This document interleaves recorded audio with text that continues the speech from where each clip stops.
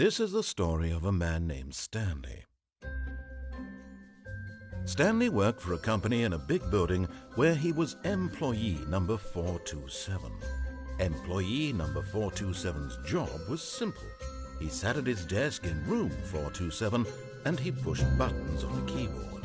Orders came to him through a monitor on his desk, telling him what buttons to push, how long to push them, and in what order. This is what employee 427 did every day, every month of every year. And although others might have considered it soul-rending, Stanley relished every moment that the orders came in, as though he had been made exactly for this job. And Stanley was happy. And then one day, something very peculiar happened. Something that would forever change Stanley. Something he would never quite forget.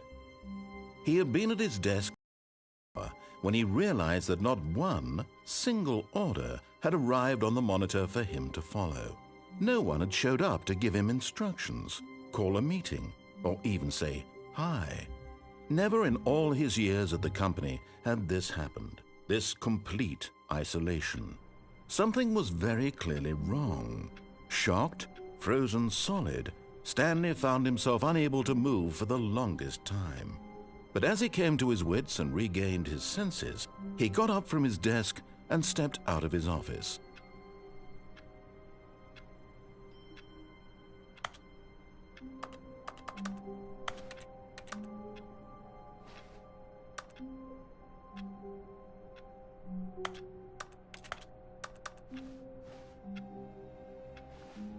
All of his co-workers were gone. What could it mean? Stanley decided to go to the meeting room. Perhaps he had simply missed a memo.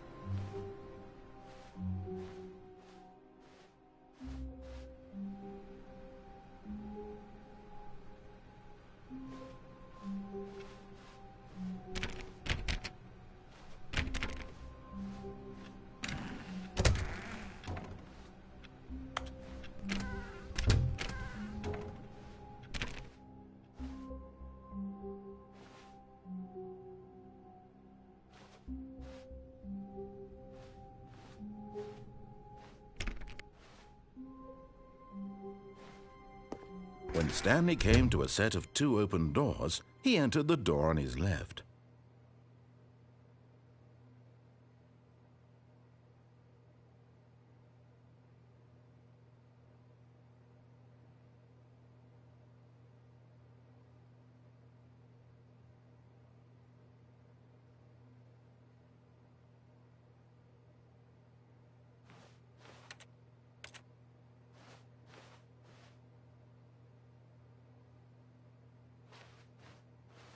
This was not the correct way to the meeting room, and Stanley knew it perfectly well. Perhaps he wanted to stop by the employee lounge first, just to admire it.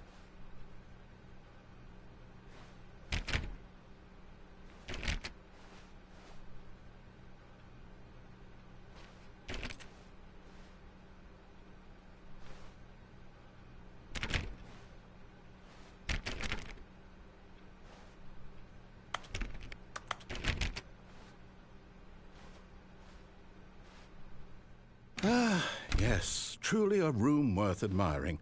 It had really been worth the detour after all, just to spend a few moments here in this immaculate, beautifully constructed room. Stanley simply stood here, drinking it all in.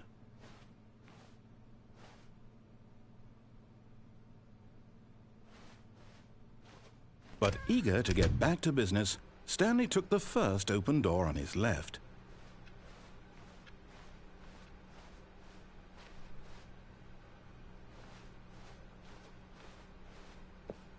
Stanley was so bad at following directions, it's incredible he wasn't fired years ago.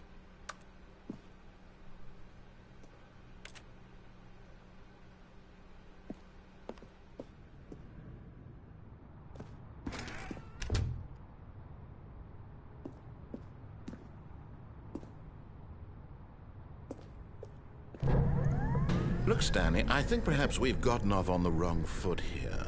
I'm not your enemy, really, I'm not. I realize that investing your trust in someone else can be difficult, but the fact is that the story has been about nothing but you all this time. There's someone you've been neglecting, Stanley. Someone you've forgotten about. Please, stop trying to make every decision by yourself. Now, I'm not asking for me, I'm asking for her. This is it, Stanley. Your chance to redeem yourself. To put your work aside, to let her back into your life. She's been waiting.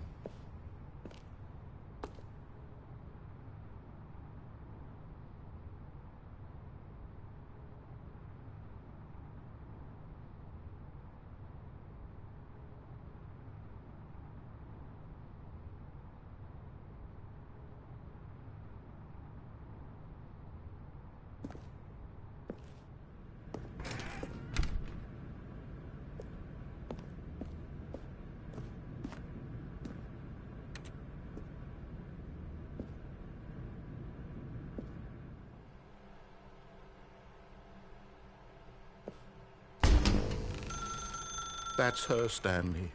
You need to be the one to do this, to reach out to her. If you can truly place your faith in another, then pick up the phone.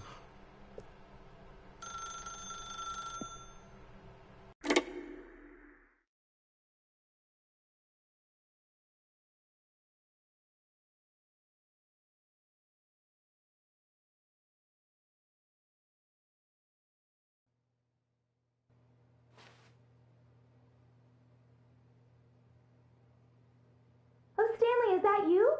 Hold on, sweetie. Sorry to keep you waiting. I'm just pulling the bread out of the oven. All right. Okay, there we go.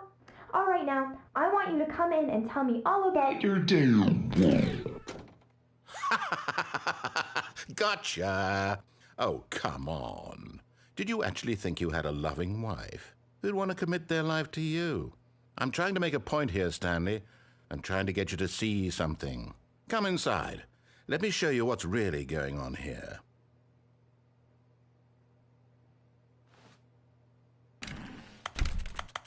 This is a very sad story about the death of a man named Stanley. Stanley is quite a boring fellow. He has a job that demands nothing of him, and every button that he pushes is a reminder of the inconsequential nature of his existence.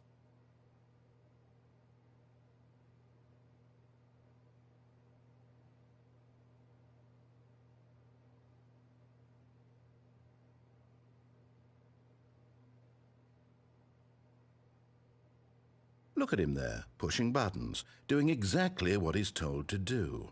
Now he's pushing a button. Now he's eating lunch. Now he's going home. Now he's coming back to work. One might even feel sorry for him, except that he's chosen this life. But in his mind, in his mind he can go on fantastic adventures. From behind his desk, Stanley dreamed of wild expeditions into the unknown, fantastic discoveries of new lands. It was wonderful, and each day that he returned to work was a reminder that none of it would ever happen to him. And so he began to fantasize about his own job. First, he imagined that one day while at work, he stepped up from his desk to realize that all of his co-workers, his boss, everyone in the building had suddenly vanished off the face of the earth. The thought excited him terribly. So he went further. He imagined that he came to two open doors and that he could go through either. At last, choice. It barely even mattered what lay behind each door. The mere thought that his decisions would mean something was almost too wonderful to behold.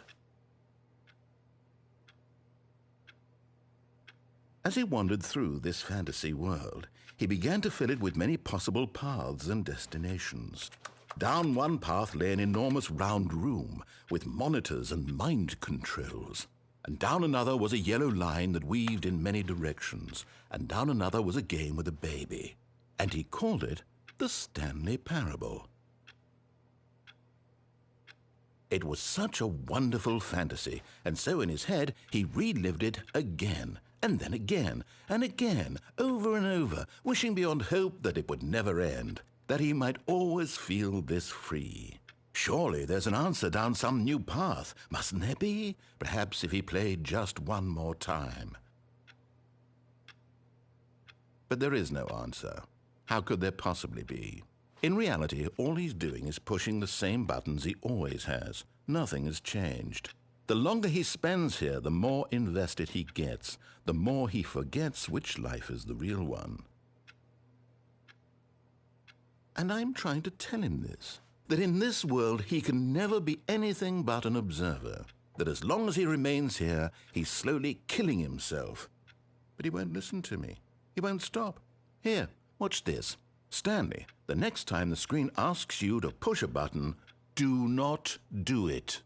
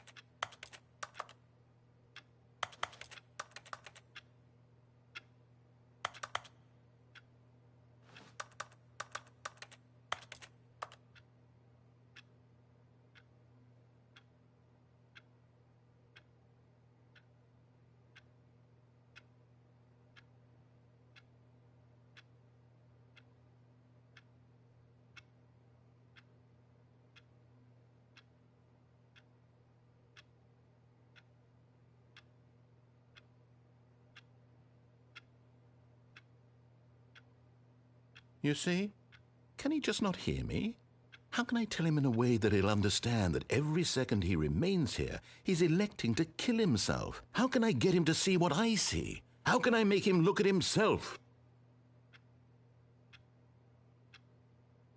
I suppose I can't, not in the way I want him to. But I don't make the rules. I simply play to my intended purpose, the same as Stanley. We're not so different, I suppose. I'll try once more to convey all this to him. I'm compelled to. I must. Perhaps, well, maybe this time he'll see. Maybe this time. And I tried again, and Stanley pushed a button. And I tried again, and Stanley pushed a button. And I tried.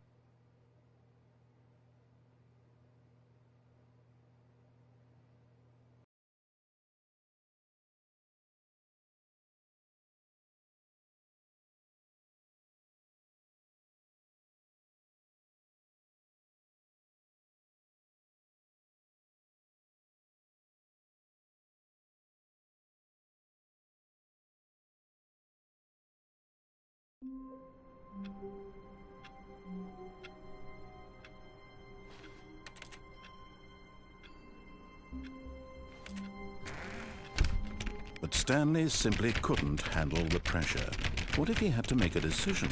What if a crucial outcome fell under his responsibility? He had never been trained for that. No. This couldn't go any way except badly. The thing to do now, Stanley thought to himself, is to wait. Nothing will hurt me. Nothing will break me. In here I can be happy forever.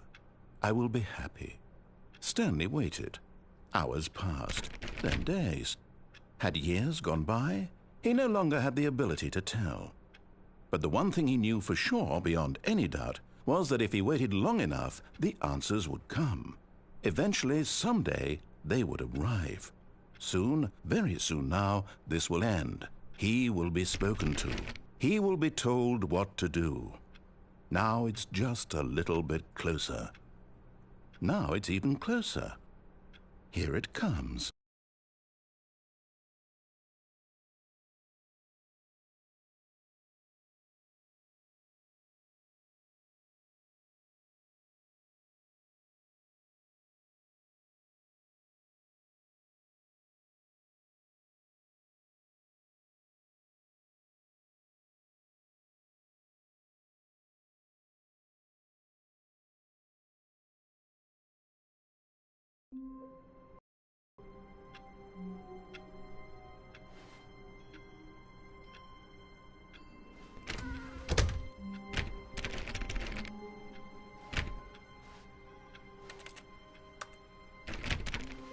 All of his co-workers were gone. What could it mean? Stanley decided to go to the meeting room. Perhaps he had simply missed a memo.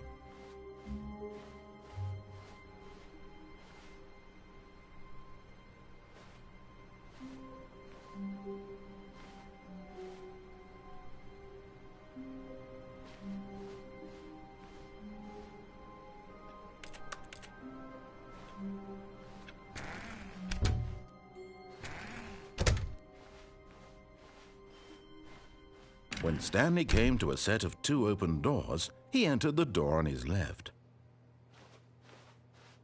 This was not the correct way to the meeting room, and Stanley knew it perfectly well. Perhaps he wanted to stop by the employee lounge first, just to admire it. Wow, yes, this room. But eager to get back to business, Stanley took the first open door on his left. And so he detoured through the maintenance section, walked straight ahead to the opposite door, and got back on track.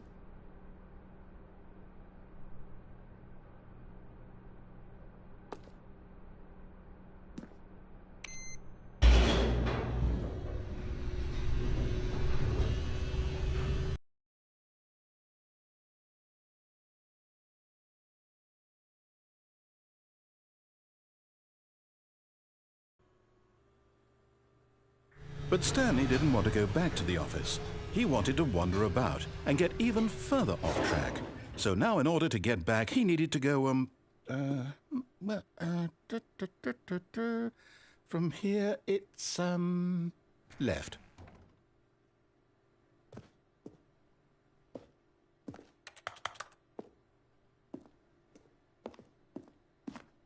Oh, no, it's to the right, my mistake.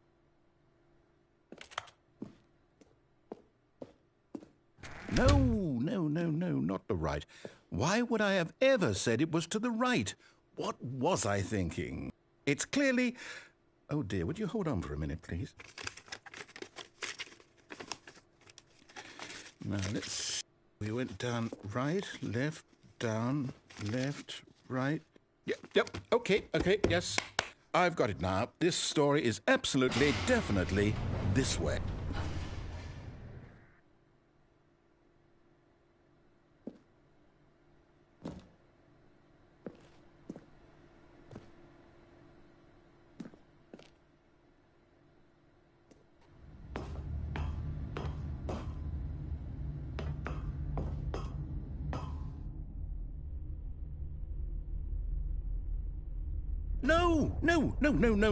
No. This isn't right at all. You're not supposed to be here yet. This is all a spoiler. Quick, Stanley, close your eyes. Okay. We just have to get back to, oh, who am I kidding? It's all rubbish now. The whole story completely unusable. How about, rather than waste my time trying to salvage this nonsense, we'll just restart the game from the beginning. And this time, suppose we don't wander so far off track, Okay, from the top.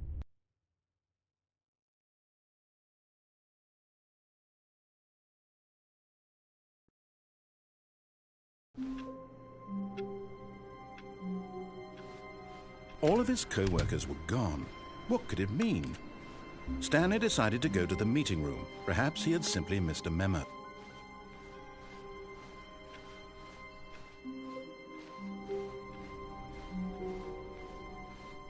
When Stanley... Wait, what? No, I restarted. I swear, I definitely restarted the game over, completely fresh. Everything should be... Oh, did something change? Stanley, did you change anything when we were back in that room with all the monitors? Did you move the story somewhere, or... Hold on. Why am I asking you? I'm the one who wrote the story. It was right here just a minute ago. I know for sure that it's here somewhere. Okay, then. It's an adventure. Come, Stanley. Let's find the story.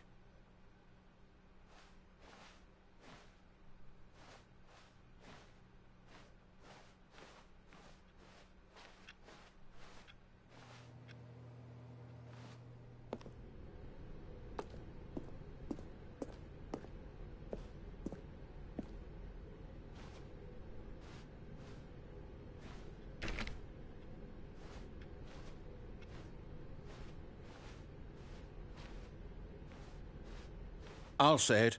This is the worst adventure I've ever been on. I can promise you there definitely was a story here before. Do we need to restart the game again? Well, I find it unlikely that we'll ever progress by starting over and over again, but it's got to be better than this. Okay, let's give it a shot. Why not?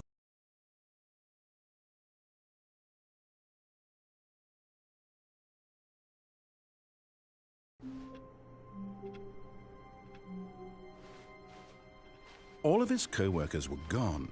What could it mean? Stanley decided to go to the meeting room. Perhaps he had simply missed a memo.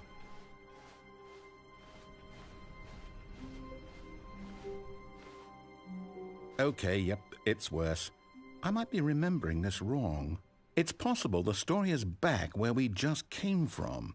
Why don't we go back the other direction and see if we missed anything?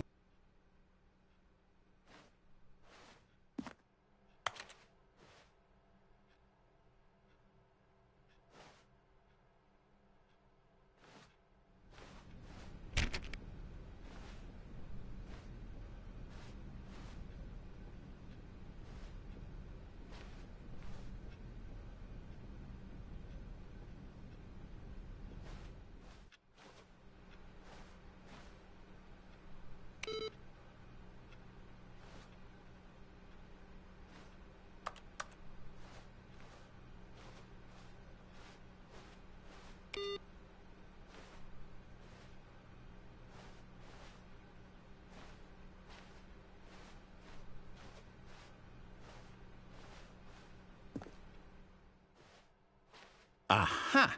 I knew we'd miss something. The story. Here it comes.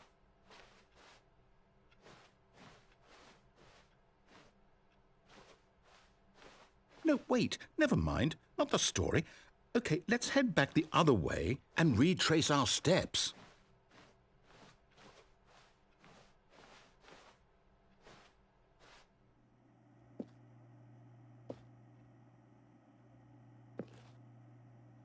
Now this... Well, I'll be honest, I don't recognize this place at all. Is this the story? I don't think so. I can't quite recall, but I believe my story took place in an office building. Is that correct? Do you remember, Stanley? Well, do you know what? Since I've completely forgotten what we were supposed to be doing, how about this?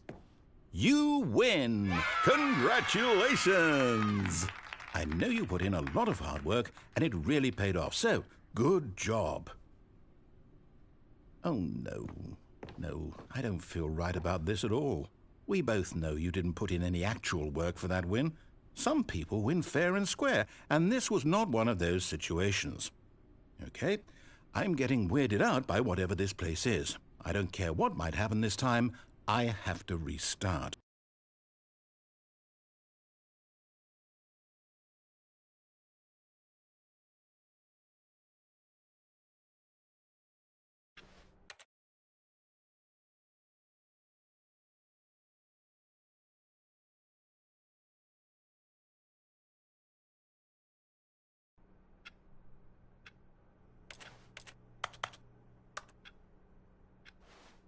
All right, I've got a solution. This time, to make sure we don't get lost, I've employed the help of the Stanley Parable Adventure Line.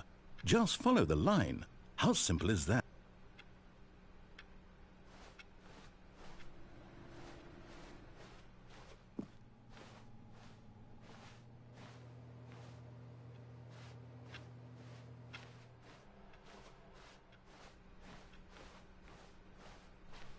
No, I'm down. We're leaving it up to the line from now on.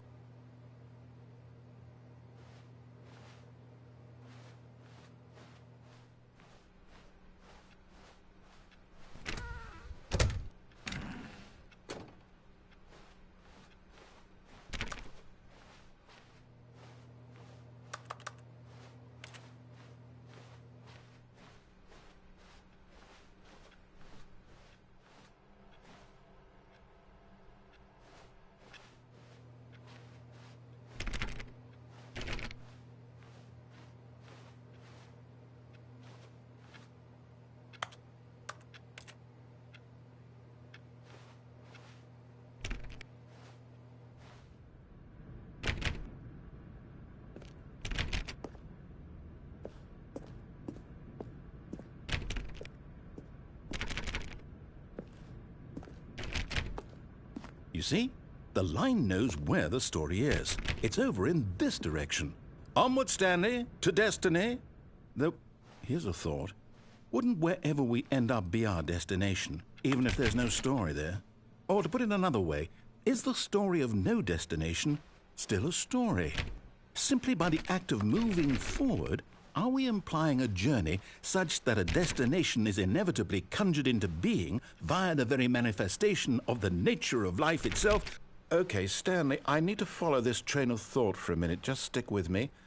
Now, we can both agree that the nature of existence is in fact a byproduct of one's subjective experience of that existence, right?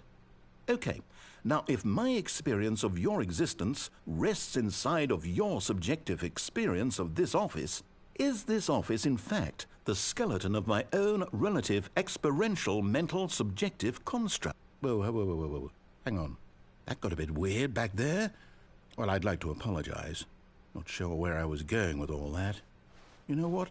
I think what we need right now is a bit of music to lighten the mood.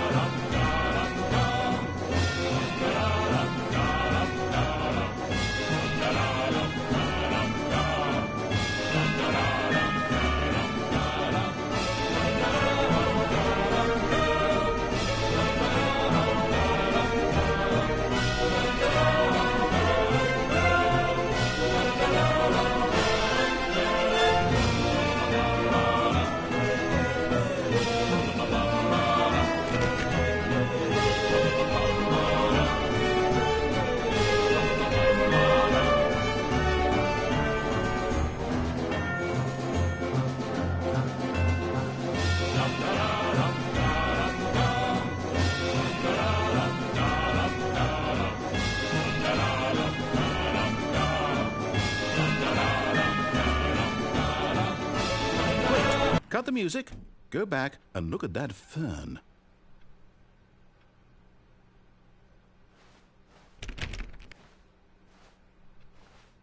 Stanley, this fern will be very important later in the story. Make sure you study it closely and remember it carefully. You won't want to miss anything.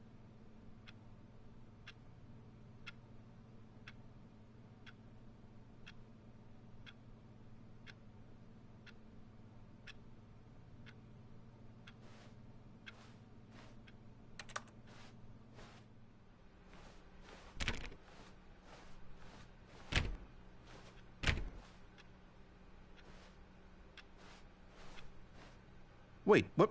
We're back at the office? No. Line, you do know we're looking for the Stanley Parable, right? The story? Is any of this ringing a bell?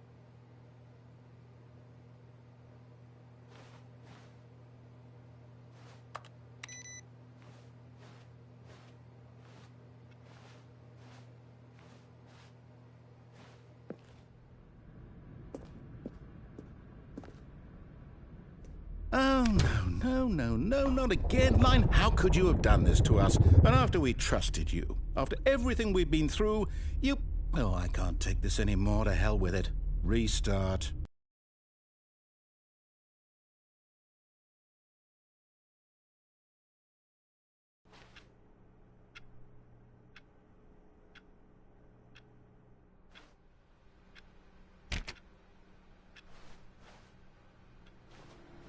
You know what, Stanley? I say forget the adventure line. What's it ever done for us? We're intelligent people, right? Why can't we make up our own story? Something exciting, daring, mysterious. Ooh, this all sounds perfectly doable. Why don't we simply start wandering in, well, I don't know. How about this direction?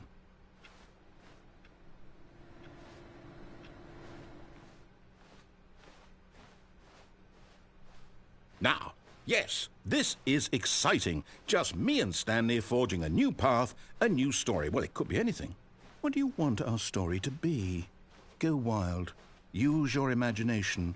Whatever it might be, Stanley, I'm ready for it.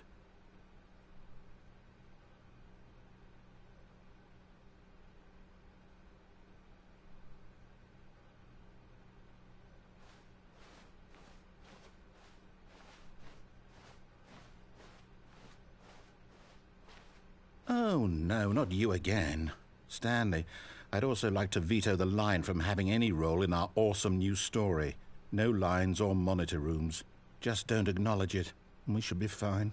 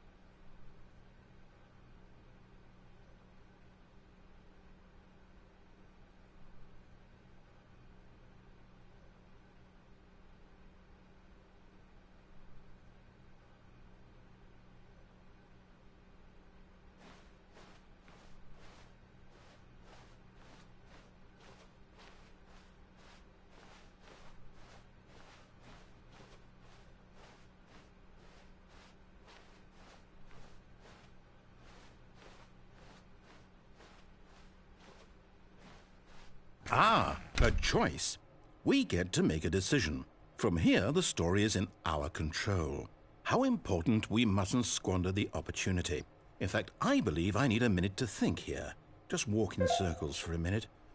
Okay, so I know that each door has to lead somewhere, which means that somewhere, the place where we're trying to go, there must be a reverse door that leads here.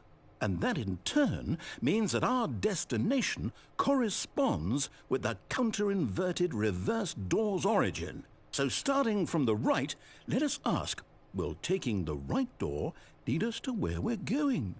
And since the answer is clearly yes, then by all accounts, the door on the right is the correct one. Another victory for logic. Come, Stanley, our destiny awaits.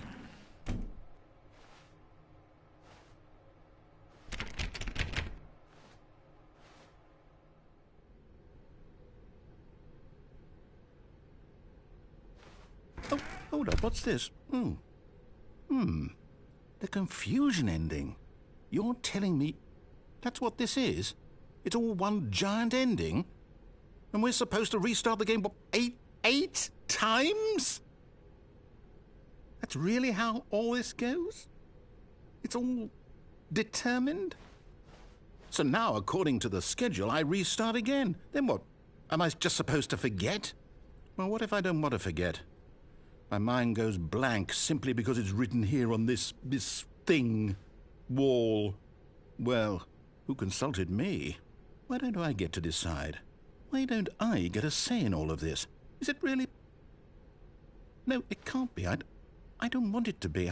I don't want the game to keep restarting. I don't want to forget what's going on. I don't want to be trapped like this. I won't restart the game. I won't do it. I won't do it. I won't do it. And the timer stopped? Does that mean, did we do it? Did we break the cycle? The, whatever it is that made this schedule? How would we even know? Will someone come for us? Will something happen? So, okay. I guess now we just wait, you know. I suppose in some way that this is a kind of story, wouldn't you agree? I'm not quite sure if we're in the destination or the journey, though they're always saying that life is about the journey and not the destination. So I hope that's where we are right now. We'll find out, won't we? Eventually. Well, in the meantime...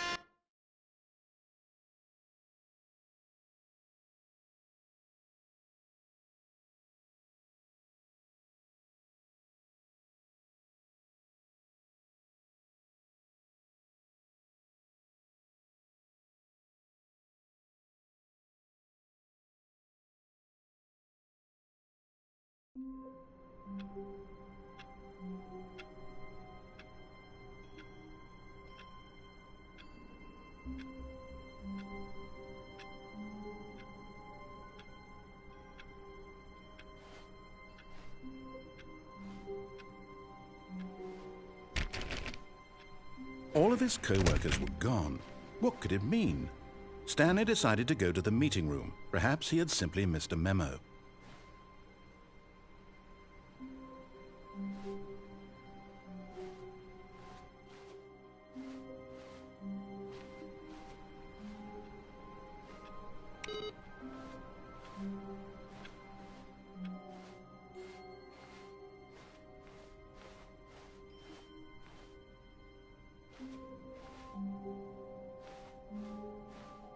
When Stanley came to a set of 2 open doors, he entered the door on his left. This was not the correct way to the meeting room, and Stanley knew it perfectly well. Perhaps he wanted to stop by the employee lounge first, just to admire it.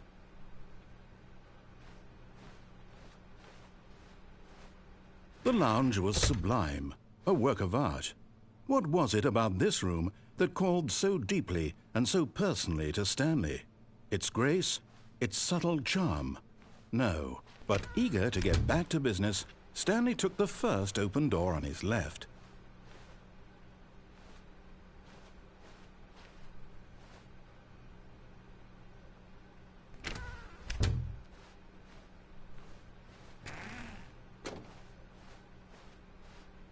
And so he detoured through the maintenance section, walked straight ahead to the opposite door, and got back on track.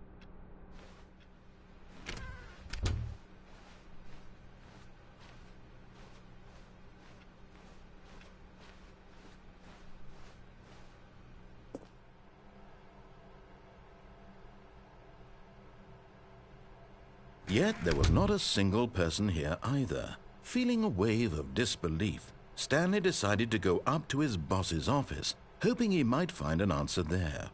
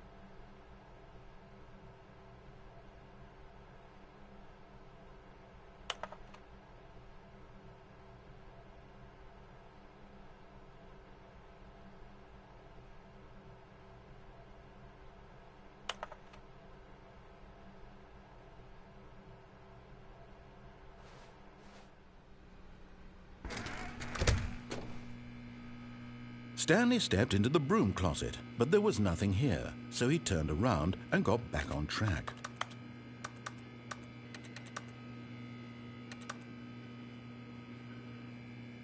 There was nothing here. No choice to make, no path to follow, just an empty broom closet. No reason to still be here.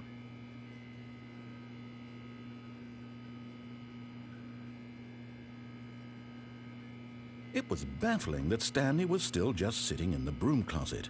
He wasn't even doing anything.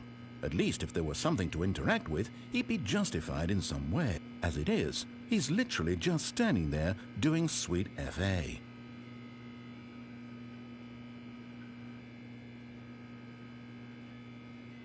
Are you really still in the broom closet?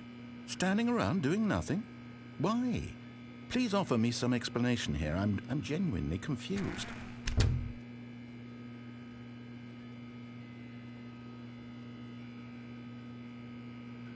You do realize there's no choice or anything in here, right? If I'd said Stanley walked past the broom closet, at least you would have had a reason for exploring it to find out. But it didn't even occur to me because literally this closet is of absolutely no significance to the story whatsoever. I never would have thought to mention it.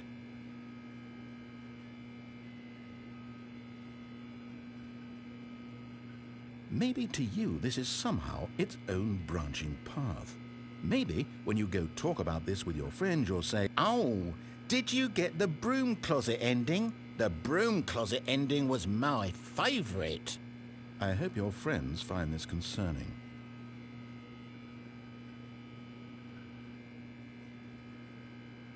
Stanley was fat and ugly and really stupid. He probably only got the job because of a family connection. That's how stupid he is. That or with drug money. Also, Stanley is addicted to drugs and hookers.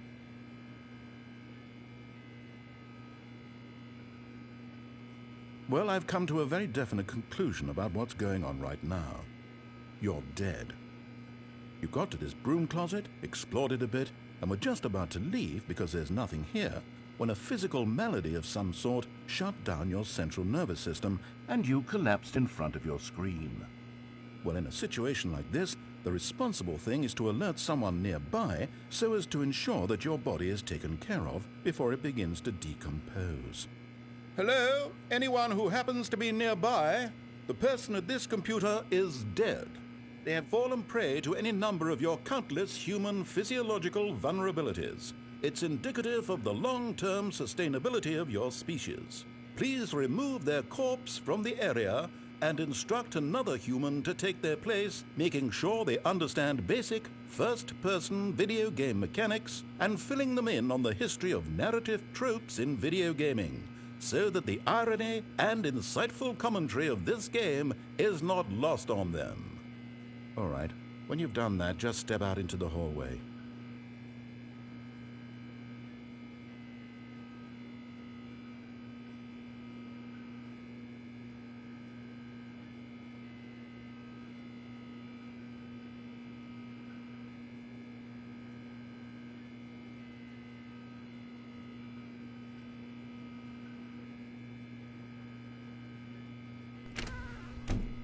Ah, second player. It's good to have you on board.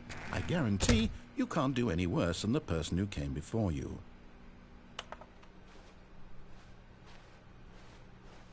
Coming to a staircase, Stanley walked upstairs to his boss's office.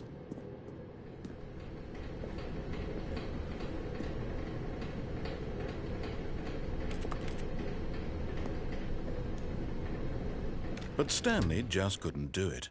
He considered the possibility of facing his boss. Admitting he had left his post during work hours, he might be fired for that. And in such a competitive economy, why had he taken that risk? All because he believed everyone had vanished? His boss would think he was crazy. And then something occurred to Stanley. Maybe, he thought to himself, maybe I am crazy. All of my co-workers blinking mysteriously out of existence in a single moment for no reason at all? None of it made any logical sense. And as Stanley pondered this, he began to make other strange observations. For example, why couldn't he see his feet when he looked down? Why did doors close automatically behind him wherever he went? And for that matter, these rooms were starting to look pretty familiar. Were they simply repeating? No, Stanley said to himself, this is all too strange. This can't be real. And at last, he came to the conclusion that had been on the tip of his tongue. He just hadn't found the words for it. "I'm dreaming!"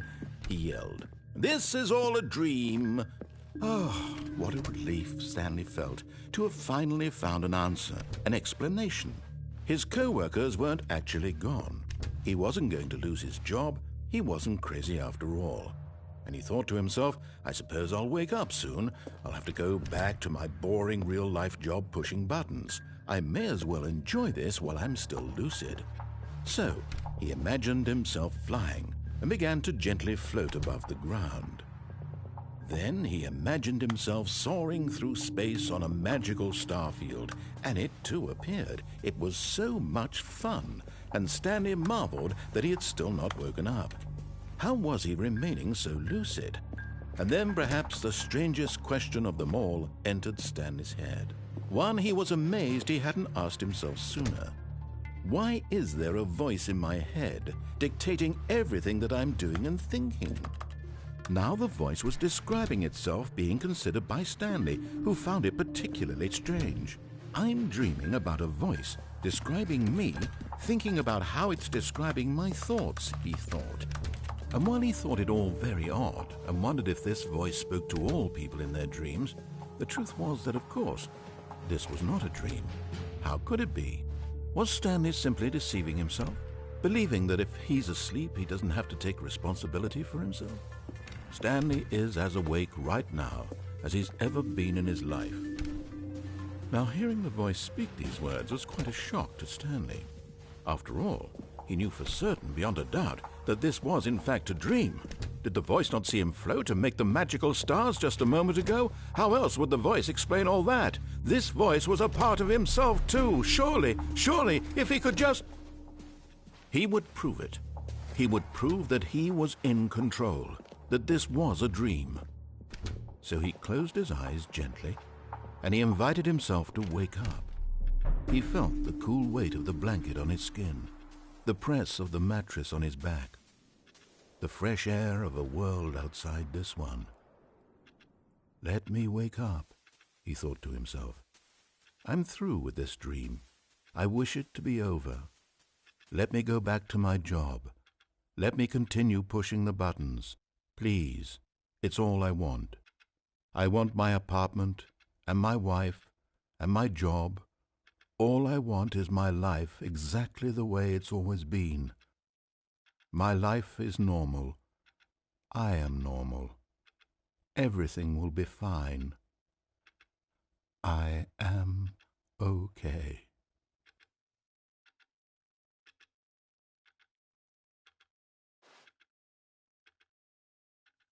Stanley began screaming. Please, someone, wake me up. My name is Stanley. I have a boss. I have an office. I am real. Please, just someone tell me I am real. I must be real. I must be...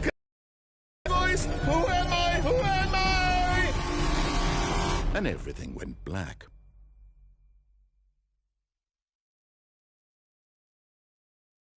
This is the story of a woman named Mariella. Mariella woke up on a day like any other. She arose, got dressed, gathered her belongings, and walked to her place of work. But on this particular day, her walk was interrupted by the body of a man who had stumbled through town talking and screaming to himself, and then collapsed dead on the sidewalk. And although she would soon turn to go call for an ambulance, for just a few brief moments she considered the strange man. He was obviously crazy. This much she knew. Everyone knows what crazy people look like. And in that moment, she thought to herself how lucky she was to be normal. I am sane. I am in control of my mind. I know what is real and what isn't. It was comforting to think this, and in a certain way, seeing this man made her feel better. But then she remembered the meeting she had scheduled for that day, the very important people whose impressions of her would affect her career, and by extension, the rest of her life. She had no time for this, So it was only a moment that she stood there, staring down at the body. And then she turned and ran.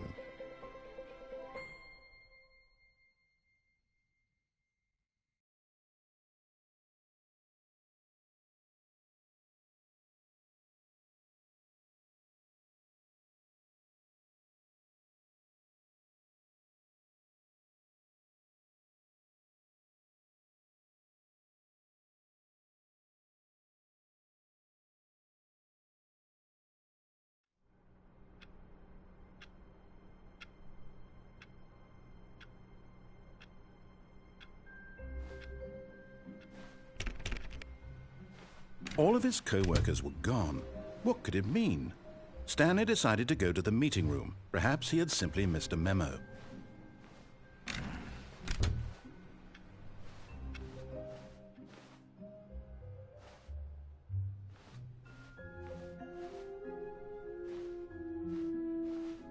When Stanley came to a set of 2 open doors, he entered the door on his left.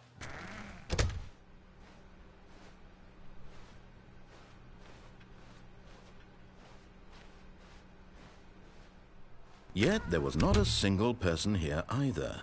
Feeling a wave of disbelief, Stanley decided to go up to his boss's office, hoping he might find an answer there.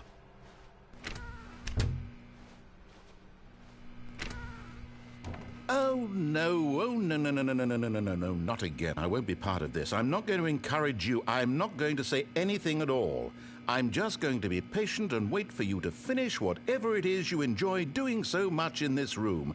Please take your time.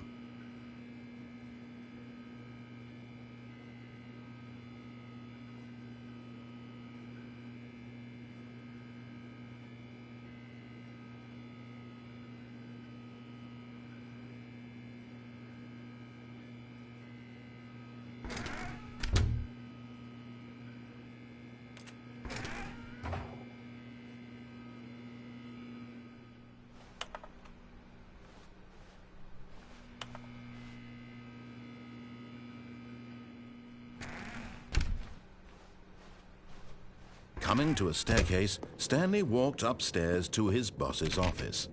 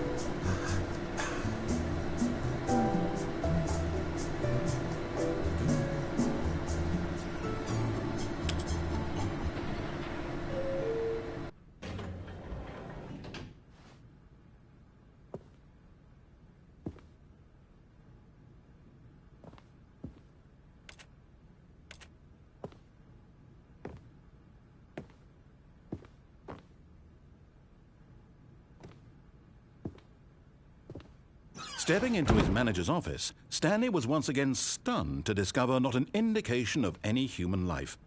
Shocked, unraveled, Stanley wondered in disbelief who orchestrated this. What dark secret was being held from him? What he could not have known was that the keypad behind the boss's desk guarded the terrible truth that his boss had been keeping from him. And so the boss had assigned it an extra secret PIN number, 2845. But of course, Stanley couldn't possibly have known this. Yet incredibly, by simply pushing random buttons on the keypad, Stanley happened to input the correct code by sheer luck. Amazing. He stepped into the newly opened passageway.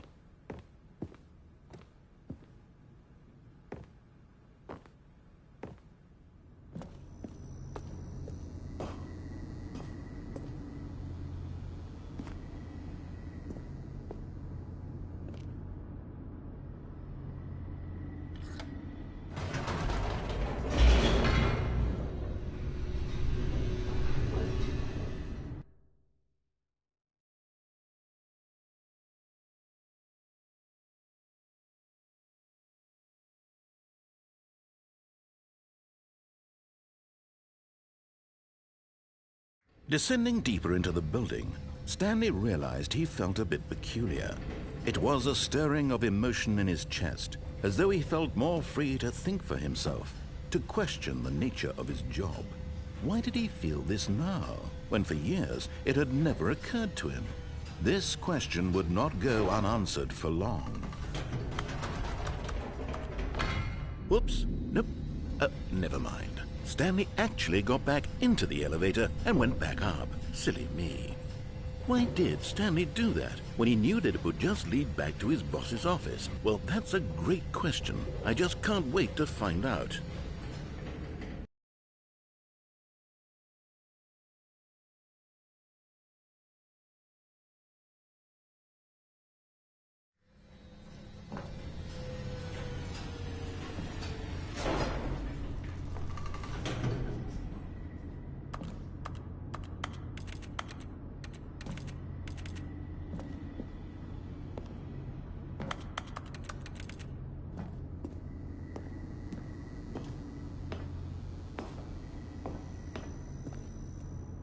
Here we are, Stanley. It's your boss's office. Exactly the way it was before you got onto the elevator.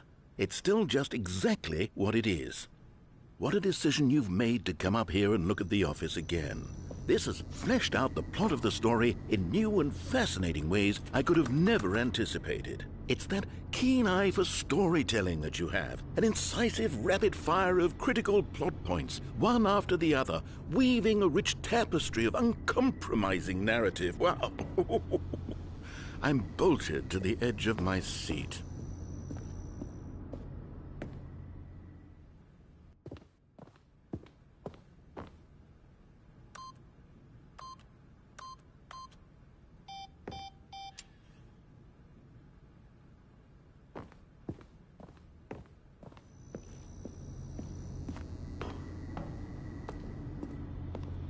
Incredible. Now he's getting back into the elevator and going down again. Ladies and gentlemen, how does he keep coming up with all of this?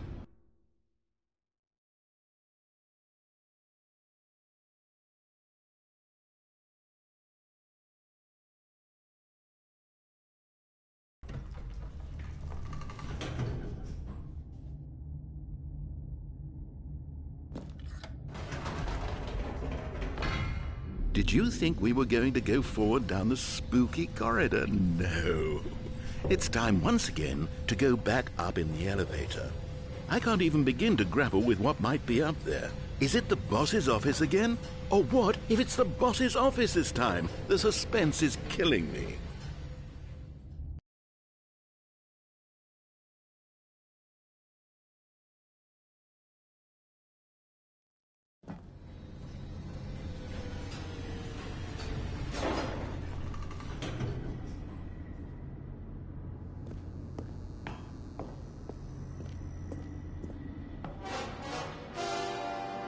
Oh my God, it's the boss's office.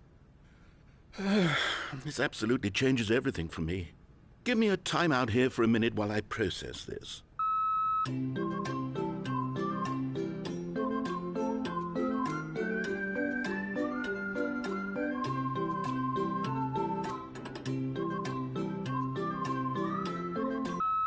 Okay, I'm ready. I'm prepared to embrace this stunning revelation and to move forward with... No! No, wait! No! I need more time to process.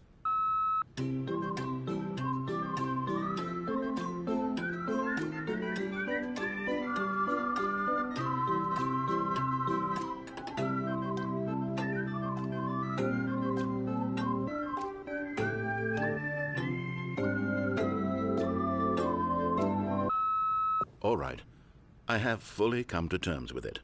I have made space in my worldview for this astonishing new reality. As before, I turn to your expert eye for gripping narrative, Master Stanley.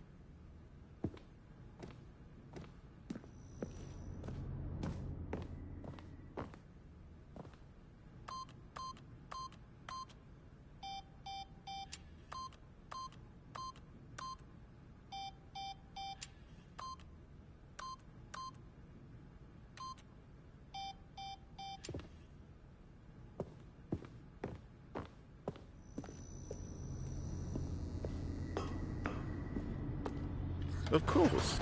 Going back down in the elevator. How did I not anticipate it? I mean, sure, now it's obvious, but you have to understand that 30 seconds ago, this kind of thing had never been attempted before. I had no frame of reference to even anticipate it. That's just how revelatory Stanley's decision-making is. A breath of fresh air in a landscape of storytelling that has grown stale and repetitive.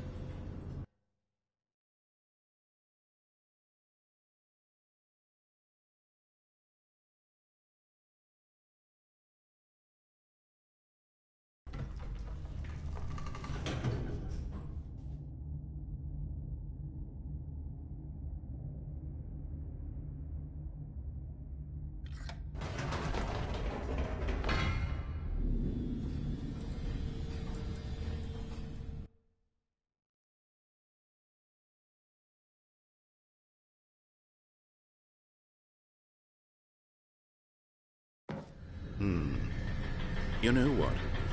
I've just thought of something. Hold on, let's stop for a moment.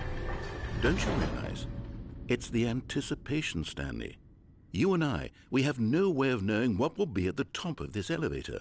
But the suspense, the agony of waiting and anticipating and having to guess, that's the real thrill. Oh, I simply don't want to let that feeling go. It's so precious, so fleeting. Why don't we take this elevator ride nice and slow? There we go. Isn't this so much more exciting? You know, Stanley, it seems like nowadays the only thing that audiences want is to be shocked as loudly and frequently as possible. They want big, explosive moments flung right in their faces from the very moment that things get started. But where's the tension? Where's the trust in the audience to build a slow and nuanced appreciation for the story, the characters? Why aren't we given time to imagine the surprises, to have to think and to anticipate, and then to marvel at the eventual reveal?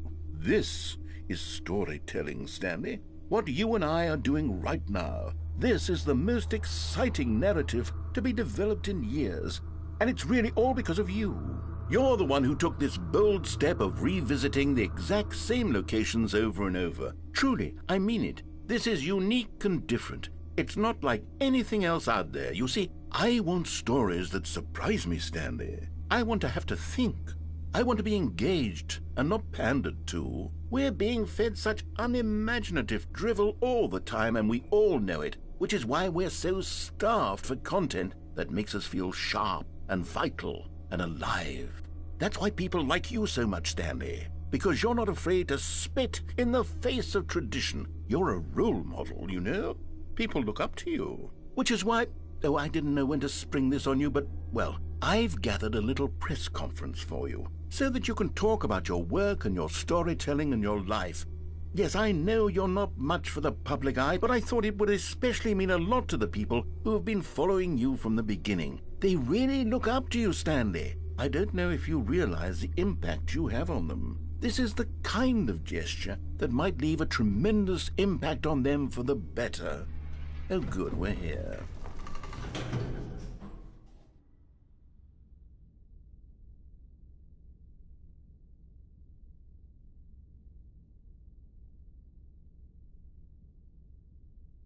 Okay, the room where we're holding the press conference should be just around the corner here somewhere.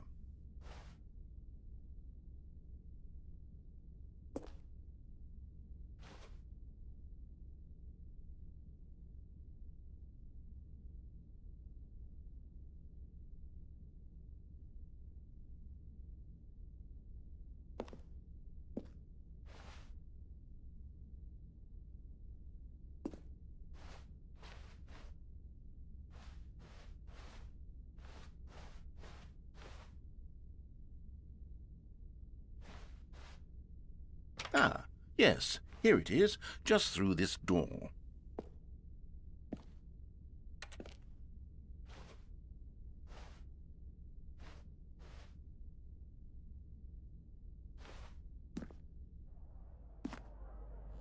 All right, are you ready? I've told them you're going to speak a little bit about the nature of surprise in storytelling and what it means to craft a truly unpredictable narrative. Oh, don't worry, you'll do great. Just be yourself and speak from the heart. I'm really proud of you, Stanley. Okay, it looks like they're ready for you. Go get 'em.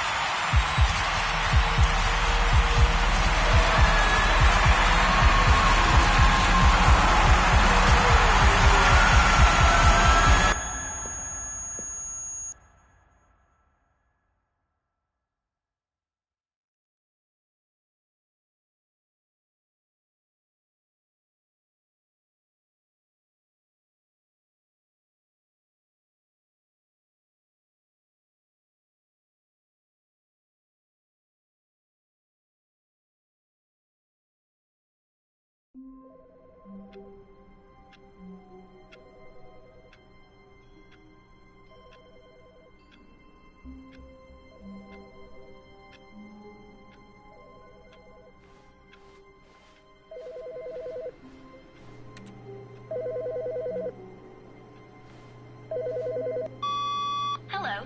This is a recorded message scheduled either by you or a person in your place of work. The purpose of this message is to warn you about the dangers of recorded messages. If at any time you believe you are listening to a recorded message, please terminate it immediately and cease all flow of information from the recorded message into your perceptual sphere. Thank you, and have a pleasant day.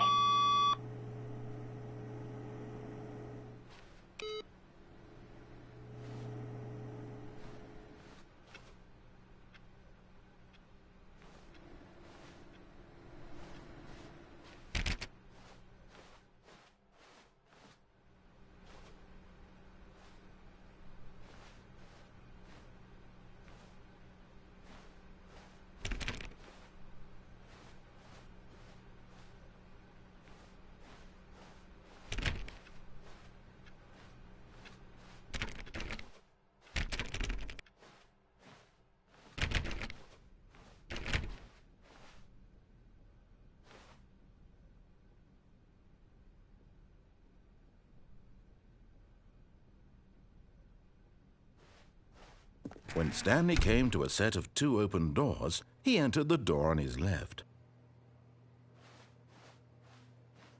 This was not the correct way to the meeting room, and Stanley knew it perfectly well. Perhaps he wanted to stop by the employee lounge first, just to admire it. Standing now in this incredible room, but eager to get back to business, Stanley took the first open door on his left. And so he detoured through the maintenance section, walked straight ahead to the opposite door, and got back on track. Yet there was not a single person here either. Feeling a wave of disbelief, Stanley decided to go up to his boss's office, hoping he might find an answer there.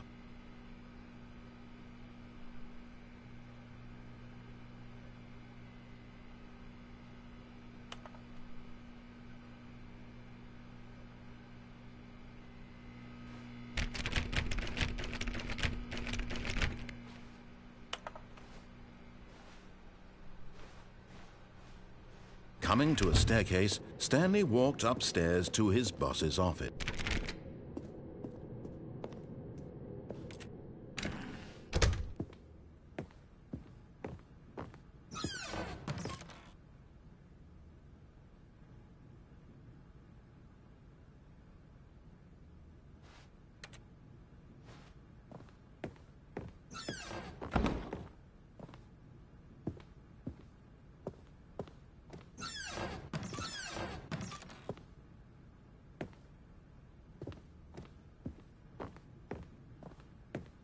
Stepping into his manager's office, Stanley was once again stunned to discover not an indication of any human life.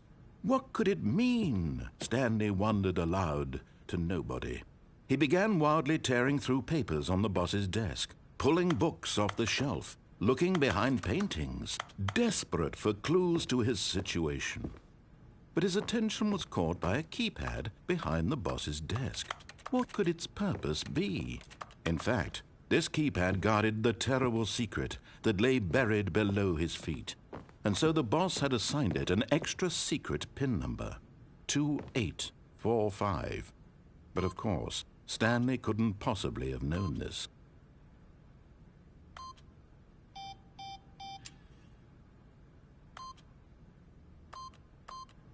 Stanley just sat around twiddling his thumbs. Trying to input anything on the device was useless, since he could never possibly know that the combination was 2845.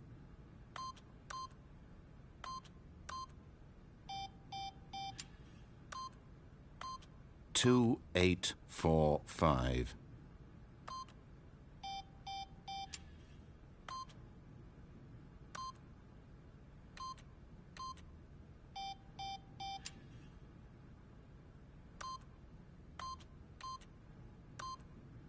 Forgot, but it turns out that the panel's emergency override kicked in, and the door just opened all by itself. And Stanley got the hell along with the story. Well, whoop-de-doo.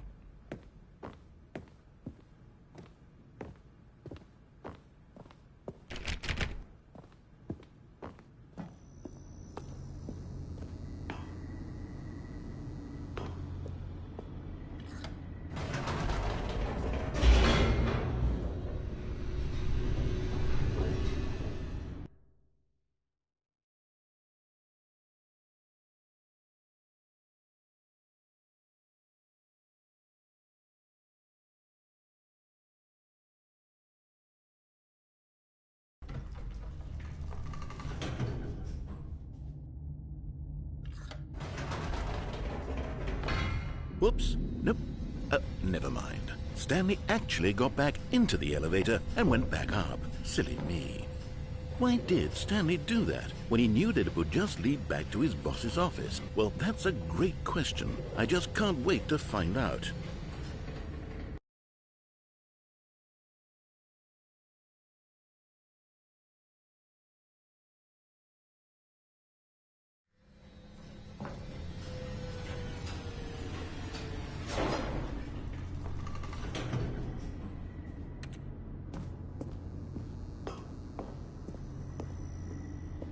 Here we are, Stanley. It's your boss's office. Exactly the way it was before you got onto the elevator.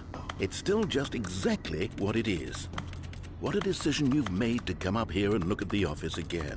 This has fleshed out the plot of the story in new and fascinating ways I could have never anticipated. It's that keen eye for storytelling that you have, an incisive rapid fire of critical plot points, one after the other, weaving a rich tapestry of uncompromising narrative. Wow! I'm bolted to the edge of my seat. Incredible. Now he's getting back into the elevator and going down again. Ladies and gentlemen, how does he keep coming up with all of this?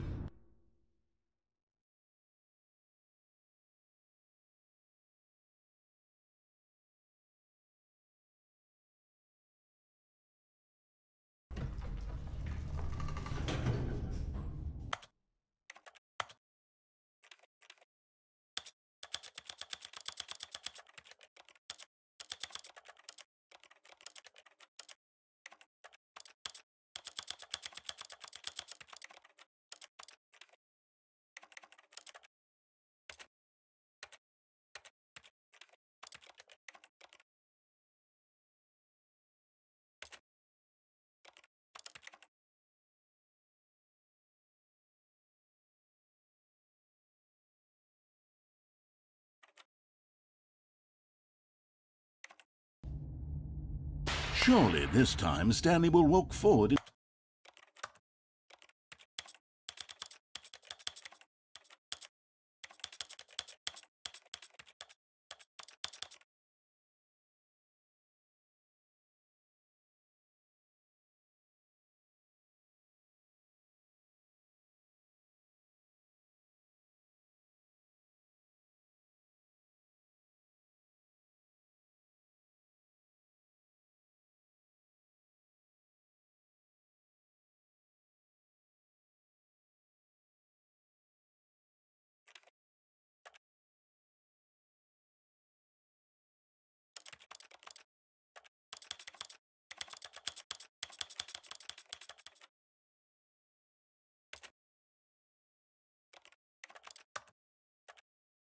Into the spooky corridor, won't he?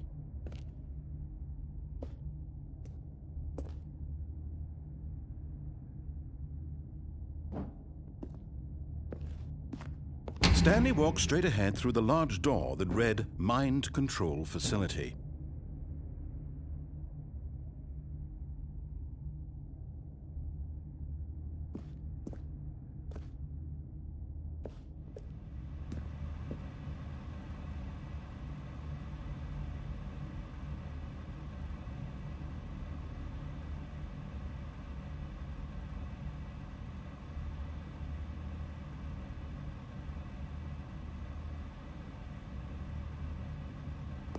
Although this passageway had the word escape written on it, the truth was that at the end of this hall, Stanley would meet his violent death. But of course, Stanley thought better of it and realized he simply had too much to live for. Nope, still on board with death.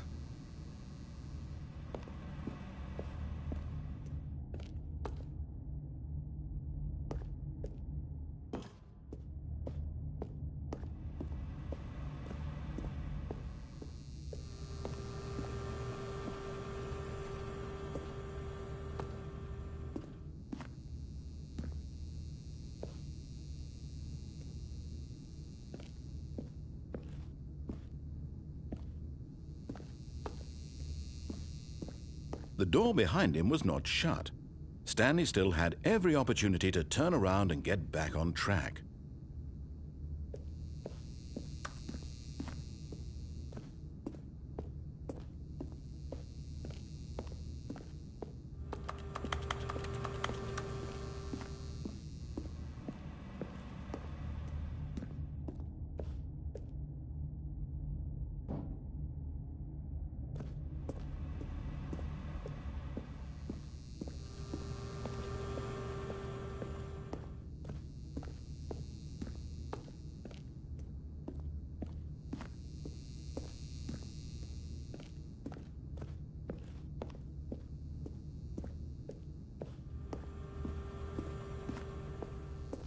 At this point, Stanley was making a conscious, concerted effort to walk forward, and willingly confront his death.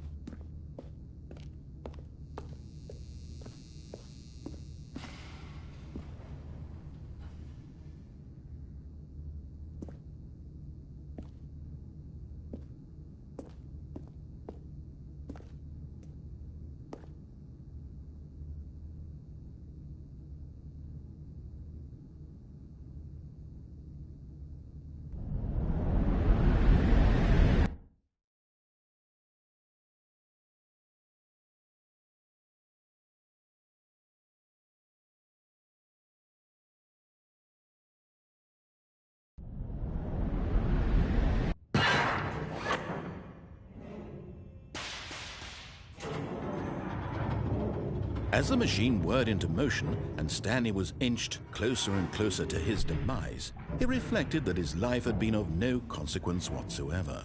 Stanley can't see the bigger picture. He doesn't know the real story, trapped forever in his narrow vision of what this world is. Perhaps his death was of no great loss, like plucking the eyeballs from a blind man. And so he resigned and willingly accepted this violent end to his brief and shallow life. Farewell, Stanley.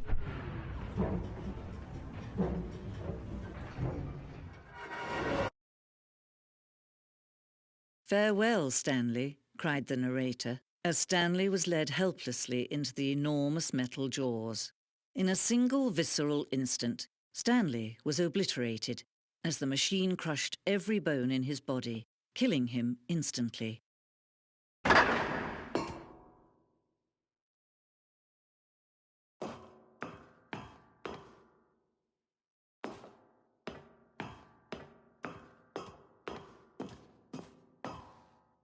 And yet it would be just a few minutes before Stanley would restart the game, back in his office, as alive as ever. What exactly did the narrator think he was going to accomplish? When every path you can walk has been created for you long in advance, death becomes meaningless, making life the same. Do you see now? Do you see that Stanley was already dead from the moment he hit start?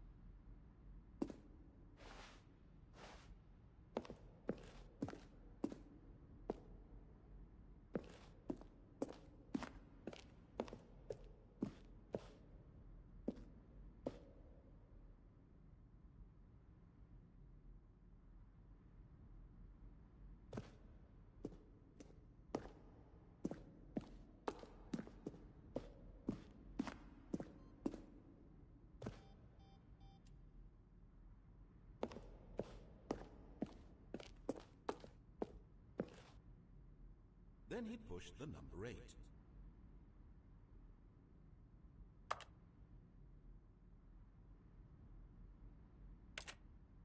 Stanley stood on the roof.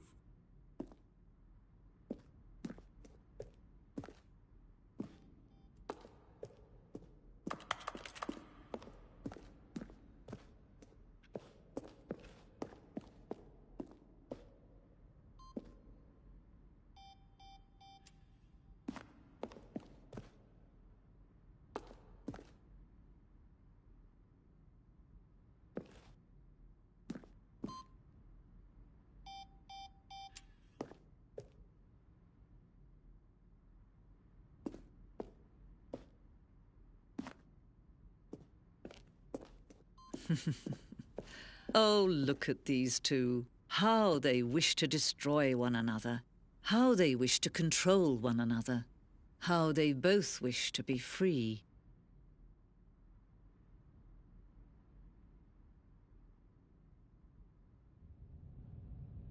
Can you see? Can you see how much they need one another?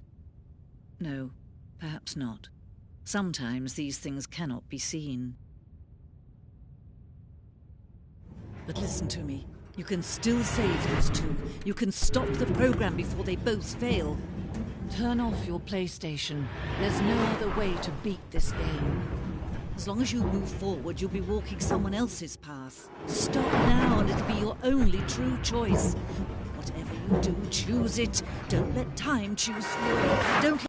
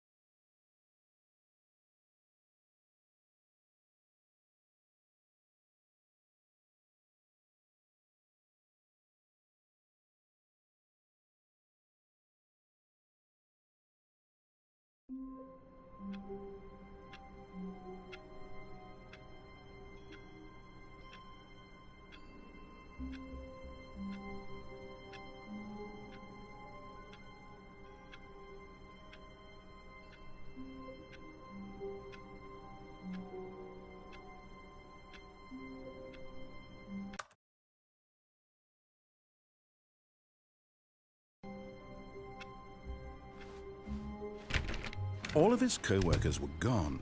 What could it mean? Stanley decided to go to the meeting room. Perhaps he had simply missed a memo.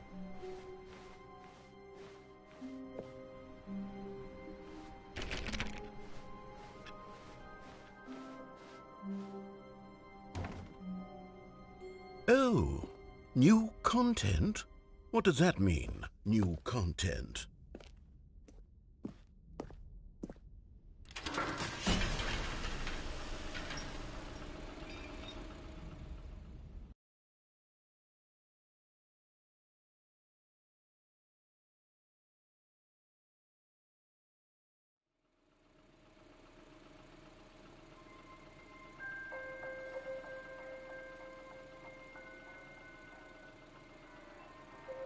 Hello, and thank you for playing the Stanley Parable Ultra Deluxe. As you may know, the Stanley Parable was a video game released in 2013 on home computers. After receiving critical and commercial success, it was expanded upon in 2022 with the Stanley Parable Ultra Deluxe, a reimagining of the game for consoles and home computers. The Stanley Parable Ultra Deluxe features exciting new content that broadens and expands the world of the Stanley Parable, delighting audiences the world over. Please, step inside and see what thrilling new adventures await in the Stanley Parable Ultra Deluxe. Oh, well, this sounds delightful. I'm very excited to see the thrilling new Ultra Deluxe content. Okay, so far it's an elevator. Nothing special yet, but I'm sure it's just the beginning of a mesmerizing adventure.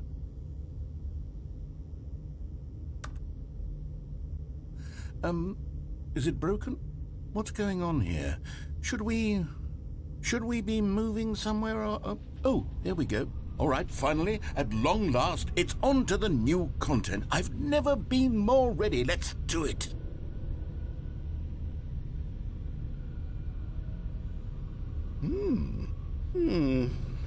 I have to say, initial impressions of Stanley Parable Ultra Deluxe, mostly tedious. It's as if Oh, okay. Let's see the content. Give me the content, Stanley. All right, let's see. It's the jump circle.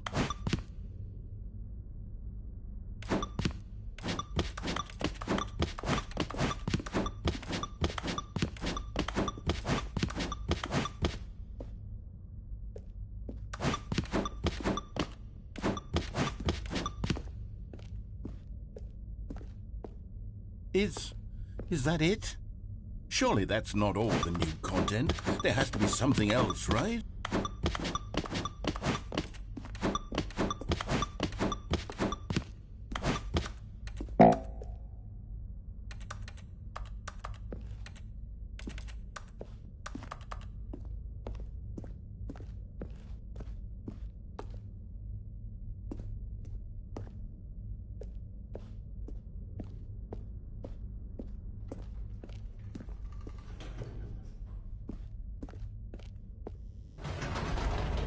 Goodness, another elevator. Stanley, I have to say, initial impressions of this game are not positive.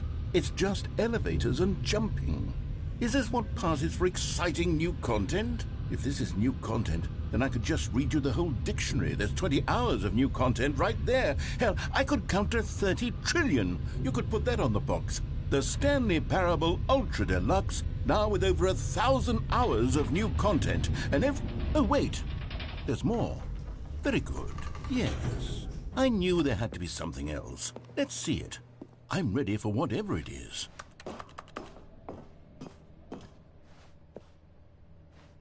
That's it? Oh, you've got to be kidding me. You see, Stanley? This is what happens when greedy video game developers with no respect for their fan base rush a cheap expansion to market for no reason other than to make an easy dollar. And don't get me started on the level of craftsmanship that's gone into it. In fact, I'm looking right now at the game's trophies, and it's hard to believe one of them actually says, "Test trophy, please ignore." What quality assurance department signed off on this? I'm infuriated and I'm offended, and I intend to find these people on Twitter and hold them personally accountable. It's my fault, Stanley. I built up too much anticipation around the new content, I'm afraid. It could never have lived up to such expectations. If you're still with me, why don't we just reset the game, and we'll try to get back to what the Stanley Parable is really about. No frills, no gimmicks. Just you and me having a great time together like always. What do you say, friend?